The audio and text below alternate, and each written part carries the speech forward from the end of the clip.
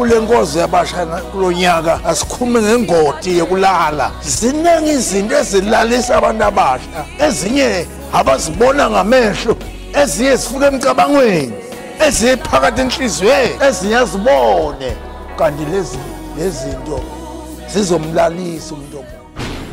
Siyababingelela again abantu abasha egameni lika Jesu Kristu inkosi yethu nomfelo wethu. Umuntu omusha lo ozanywa ukuvuswa namhlanje, not ngoba emubi kakhulu yena, kodwa ngoba uNkulunkulu wasezulwini unenjongo ejulile ngomuntu omusha.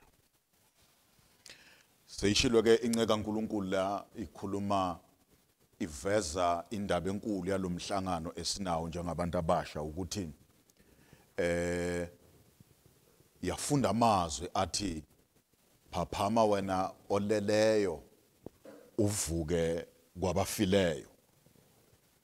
Uma wabheka lamazwi aveza izinto ezimbili okungathi azihambelani, kodwa umbhali noma umoya ongcwele uyayihlobanisa lezi zinto, uziletha ziba seduze zozimbili, ngoba kuthiwa lo umuntu omsha akaphaphame ngoba ulele.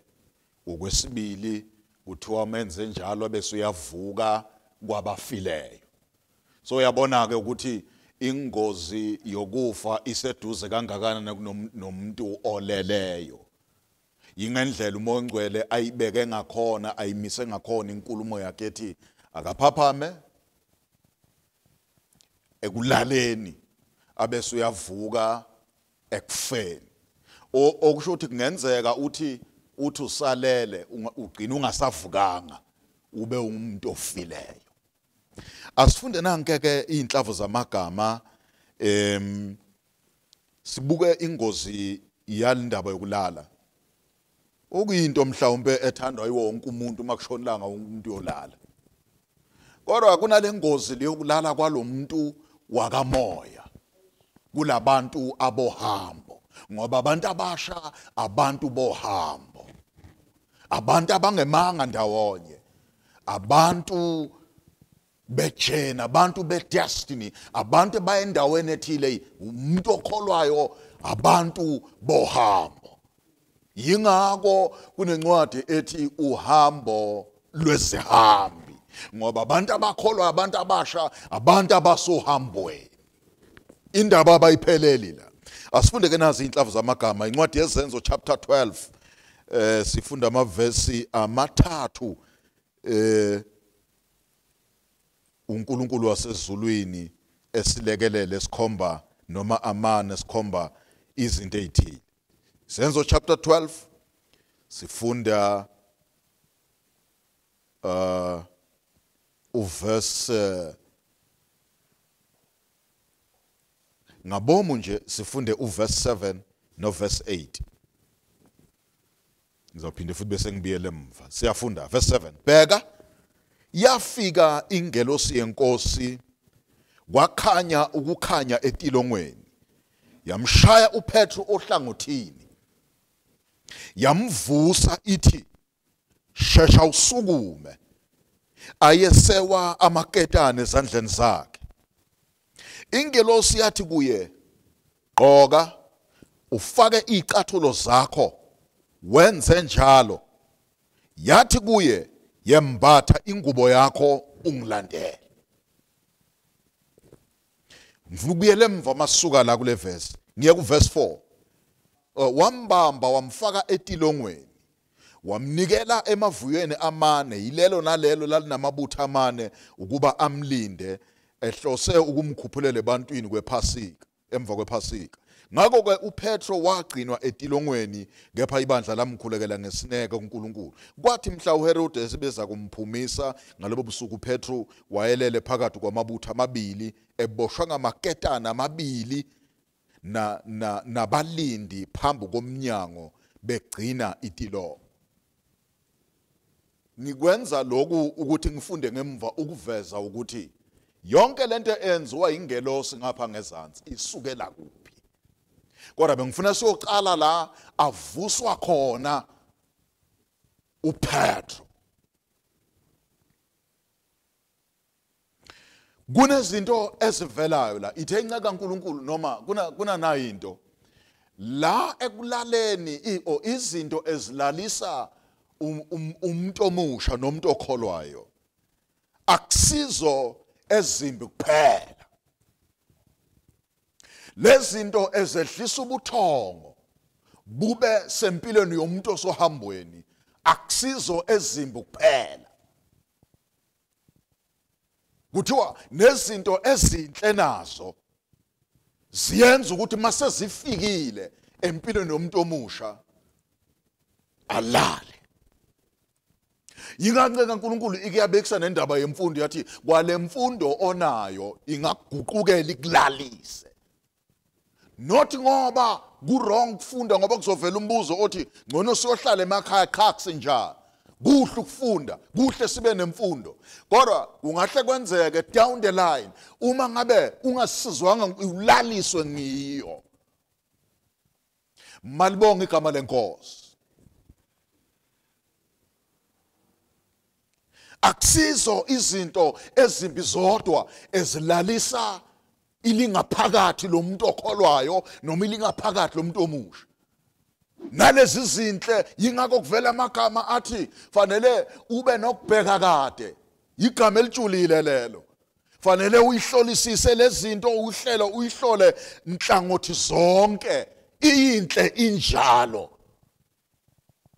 Ube nokubheka kade uyibuke seyiphambili ukuthi kuyoba kanjani. La sifunda khona ke ngithola inhlava ethile la ukuthi andukuba avuswe lo mzalwane lo kulokulala belale kukho. Kulokulala bekambeswe kona. Kunezinto ezenzeka ezinye ezamlalisa. Malibonga igama umuntu omusha ekhaya kuthiwa wabanjwa azange nje ayilalela wabanjwa ngumoya thize. Kodwa kuthiwa wabanjwa la wafakwa etilongweni. Wabanja impilo yalomuntu yafakwa etilongweni. Wabanja impilo yalomzalwane yavalelwa etilongweni. Ngoba i-enemy isitha sethu uma ngabe kunezinto efuna ukusilalisa ngazo, kunezinto ezosibamba ngazo. Kunezinto ezibekayo ukuze masibanjwe yilezo zinto lezo sigcine siyisiboshwa salento. I-enemy vula itilongo ufakwe lapho njengomuntu omusha bese yakuyekela. Ikuyekele uhambe ibanga elide kodwa uyazi ukuthi itilongo lami linaye lo ohambayo. Bese uNkulunkulu likhuluma ngamaviyo, ngamabutho akhishwa ilomnikazi wejele ukuze kugadwe lo mzalwane. Akuzange kube umuntu oyedwa. Oh, malibonga igama lenkosi. Umuntu omusha akuzange kube isotsha elilodwa. Akuzange kube iwada elilodwa. Kodwa mawufunda la ubona ukubaleka kwalomuntu omusha.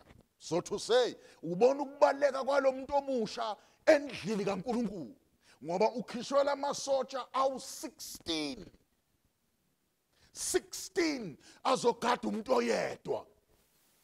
Ngimthatha apho u-16 ngimthatha ngoba kuthiwa kwakuhlukaniswe ikwadi ezingu-4. Isikwadi esisodwa sasinabantu abawu-4 bashintshana kuzogadwa umuntu oyedwa, umuntu omusha okholwayo.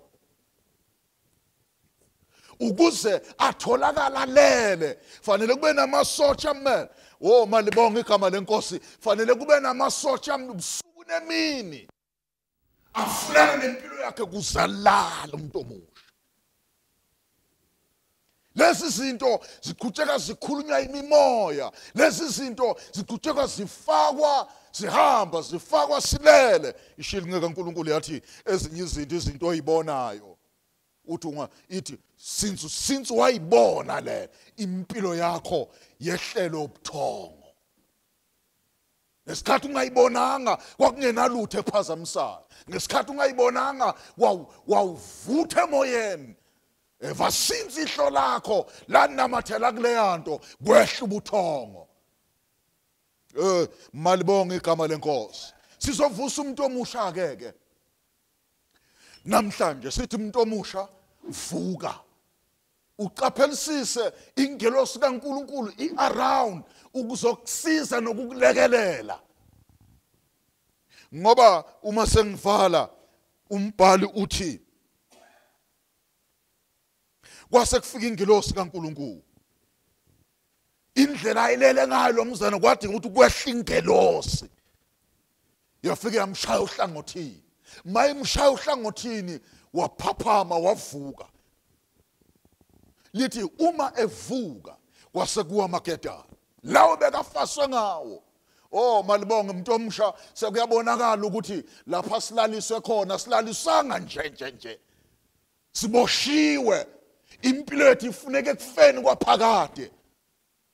Kodwa ke umbhalo uthi wathintwa ingelosi yamvusa kwadilika maketani yangapheli lapha indaba.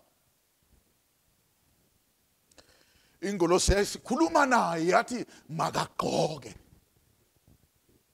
iBhayibheli lesizulu mawufunda likhuluma izinto ezingathi into ezifanayo ngoba lithi ingelosi yathi kuye gqoka ufake icathulo zakho wenza njalo yathi kuye yembatha ingubo yakho. Uyayibona ke lento ukugqoka nakwembatha.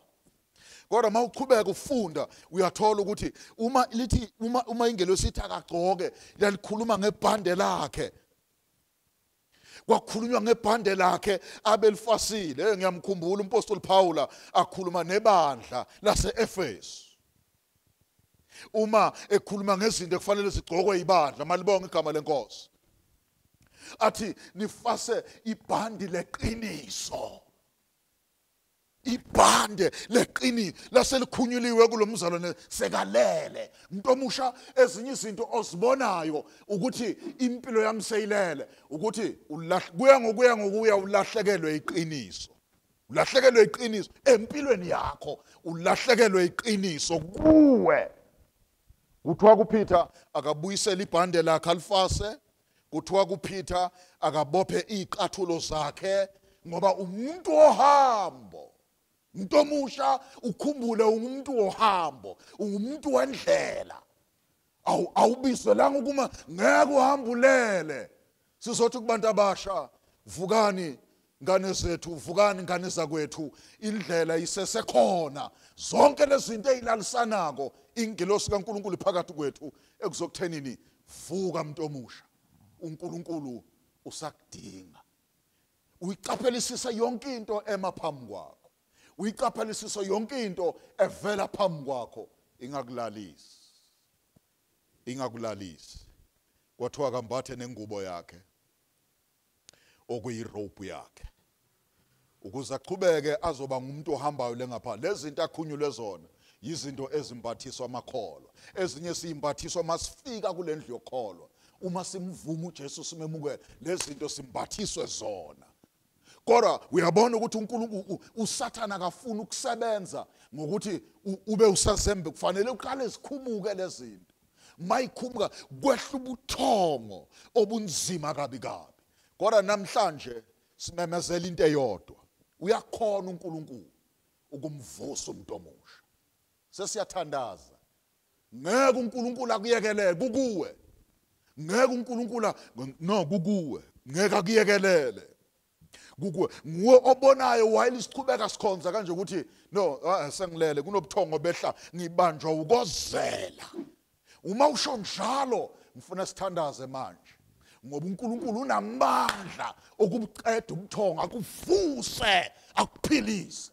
Asivala amehlo. Baba, Yiso wenkosi yethu Jesu, uNkulunkulu wethu ophilayo.